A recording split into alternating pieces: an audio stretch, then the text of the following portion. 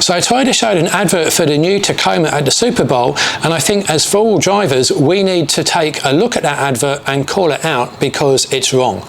Let's take a look at the advert.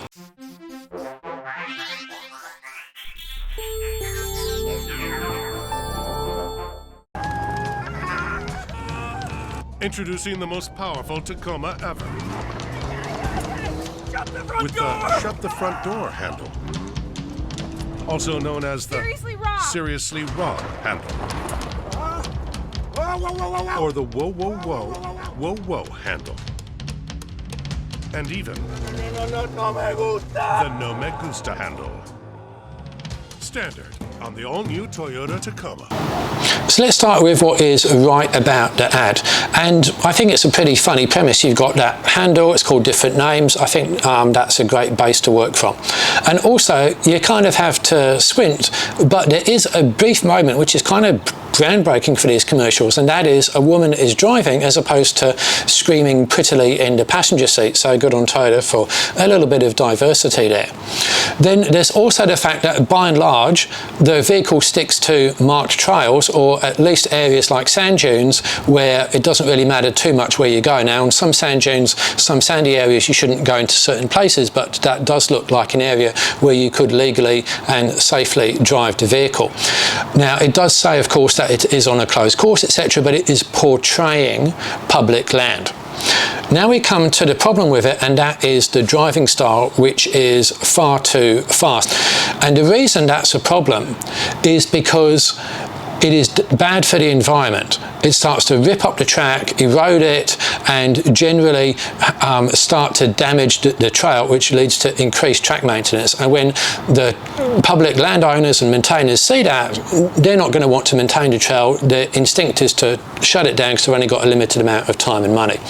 The other problem with doing that is that it's actually potentially dangerous. So if you're going to drive at those speeds, you can do so if you're in an off-road competition, when you've got the car set up for it, you've got the safety gear, and it's a defined course. Recreational stuff like that, which is what it's portraying, no, because then you potentially lose control, damage your vehicle, break something, etc. And then also you're a danger to other people as well. If it's in a competition environment, people are cleared out of the way, you come over a crest, you know no one's going to be there. In a recreational environment, it could be a vehicle coming the other way. So it's not the sort of driving style which we want to see for any form of recreational driving, which is what it's trying to show. Now you could say, well, it's just an ad, you know, it doesn't really matter, it's all just fantasy, no one really drives like that anyway. Well, they actually do, and that sort of advert does have an effect on people. Now think about any sporting event, or even pretty much any advertising. You'll see lots and lots of sponsor logos there. No message, no nothing, just the sponsor logo, and that's it, sometimes not even a word. Why do companies pay such large amounts of money just to get their logo up on a big sporting event? Well, the reason is it forms an imprint in your brain. You look at that logo and you go, okay, I'm going to remember that for next time, even if you think that you're not. And so by showing something like this, even if you consciously don't decide to follow it, subconsciously it's imprinted in your mind, which is why Toyota made the advert and sent it there, and it's imprinting the wrong behaviour. It's imprinting irresponsible behaviour, which everyone in the four-wheel drive community, or pretty much everyone, is trying to work against, and that is the problem with it. And you know, the sad thing is that it doesn't need to be this way. The creative teams who put this stuff together all claim that they're amazing and wonderful and can think outside of the box and create incredible campaigns, etc. Well, why don't they? Instead of resorting to the same tired old cliches of a car, often with rock music in the background, driven at high speed, passenger hanging on for dear life, it's just the same thing again and again and again.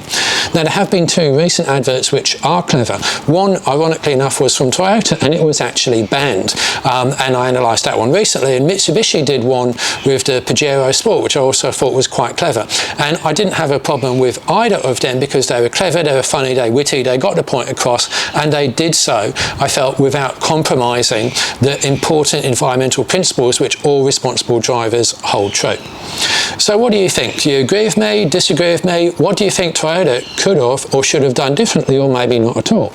You know where the comment section is.